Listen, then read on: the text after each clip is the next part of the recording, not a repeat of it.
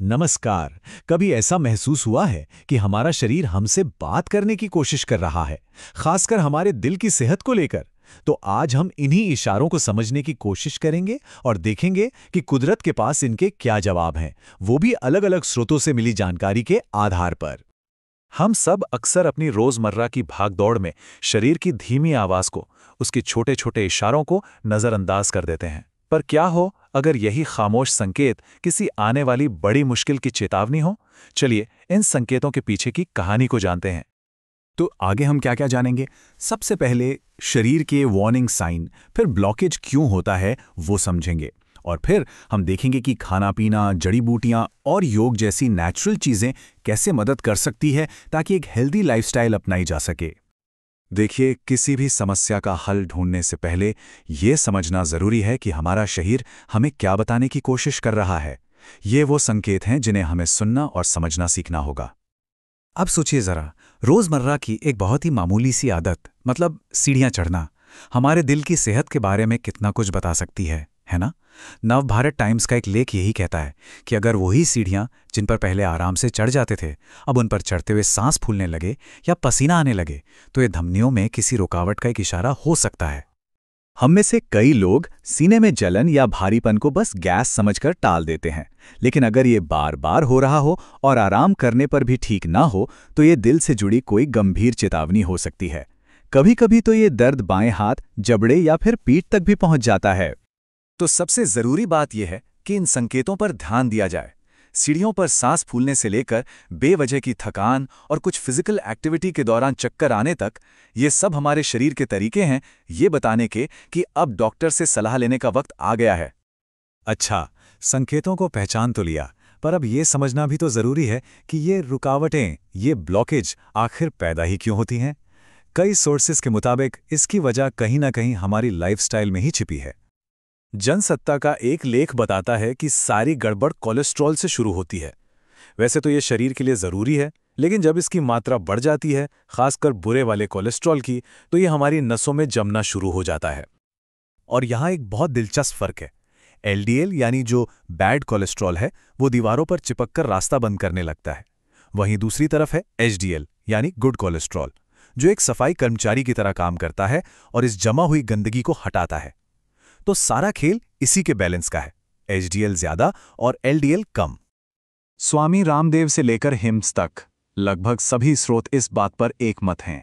बहुत ज़्यादा तनाव लेना, गलत खानपान, एक्सरसाइज की कमी और स्मोकिंग जैसी आदतें, ये सब सीधे सीधे हाई ब्लड प्रेशर और ब्लॉकेज के लिए जिम्मेदार हैं।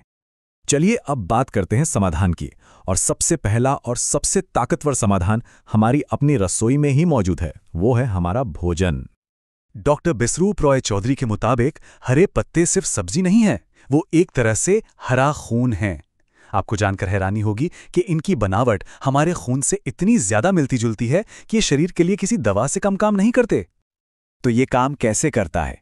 असल में हरी और लाल सब्जियां हमारे शरीर में नाइट्रिक ऑक्साइड का प्रोडक्शन बढ़ाती हैं, और ये नाइट्रिक ऑक्साइड हमारी बंद नसों के लिए एक डीप क्लीनिंग एजेंट की तरह है, जो धीरे धीरे ब्लॉकेज को साफ करने में मदद करता है। और सिर्फ सब्जियां ही नहीं, जनसत्ता का लेख हमें इन 4 पावरफुल बीजों के बारे में भी बताता है। सोचिए, एक तरफ अलसी और चिया सीड्स अपने ओमेगा 3 और फाइबर से बैड कोलेस्ट्रॉल को घटाते हैं, तो वहीं कद्दू के बीज कोलेस्ट्रॉल को शरीर में एब्जॉर्ब होने से ही रोकते हैं, और तिल हमारी धमनियों को हेल्दी और फ्लेक्सिबल बनाए रखते हैं। खाने पीने के अलावा आयुर्वेद हमें कुछ खास जड़ी बूटियों और काढ़ों के बारे में बताता है, जो सदियों से हमारे दिल को सेहतमंद रखने के लिए इस्तेमाल होते आ रहे हैं। महाराष्ट्र टाइम्स और हाइम्स के लेखों में अर्जुन की छाल का जिक्र खास तौर पर मिलता है। ये सिर्फ एक पेड़ की छाल नहीं है, बल्कि आयुर्वेद में इसे दिल का रक्षक माना जाता है। इसका काम है दिल की मांसपेशियों को मजबूती देना और ब्लड सर्कुलेशन को बेहतर बनाना।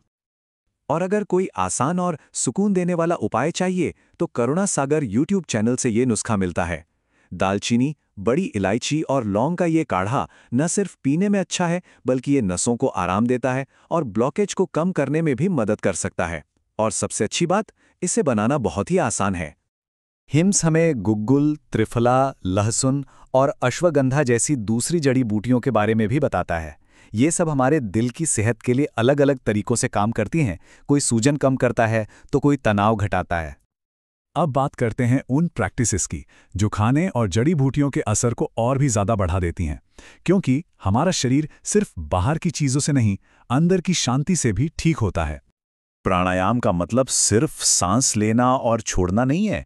ये असल में हमारे नर्वस सिस्टम को कंट्रोल करने का एक बहुत ही पावरफुल तरीका है, जिससे तनाव और हाई ब्लड प्रेशर दोनों को काबू में किया जा सकता है। स्वामी रामदेव खास तौर पर इन प्राणायामों को करने की सलाह देते हैं।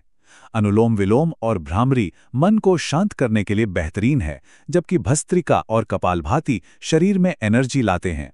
लेकिन हाँ, एक ज़रूरी बात ध्यान में रखनी है, अगर किसी को हाई बीपी है तो कपालभाति बहुत धीरे धीरे और सावधानी से करना चाहिए। अब ये एक बहुत ही आसान लेकिन ज़बरदस्त टेक्निक है। स्वामी रामदेव के मुताबिक बस हमारी अनामिका उंगली यानी रिंग फिंगर के ऊपरी हिस्से पर 1 मिनट तक दबाव डालने से ब्लड प्रेशर को तुरंत कंट्रोल करने में मदद मिल सकती है। ये एक सिंपल सा एक्यूप्रेशर पॉइंट है, जिसे कोई भी कहीं भी कर सकता है। तो देखिए, हमने संकेतों को समझा, उनके पीछे के कारणों को जाना और कई सारे कुदरती समाधानों पर भी बात की। लेकिन असली फायदा, असली ताकत तो तब है जब इन सभी चीजों को एक साथ मिलाकर अपनी जिंदगी का हिस्सा बनाया जाए। तो हमने देखा कि हमारा शरीर हमें इशारे देता है और कुदरत हमें खाने, जड़ी बूटियों और सांस के जरिए जवाब देती है। ये सभी स्रोत हमें प्रकृति के करीब जाकर सेहत को बेहतर बनाने का एक रास्ता दिखाते हैं। पर सवाल ये उठता है कि आज के दौर में एक सेहतमंद दिल के लिए कुदरत के इन उपायों और मॉडर्न मेडिसिन के बीच सही तालमेल क्या होना चाहिए? इस पर विचार करना बहुत जरूरी है।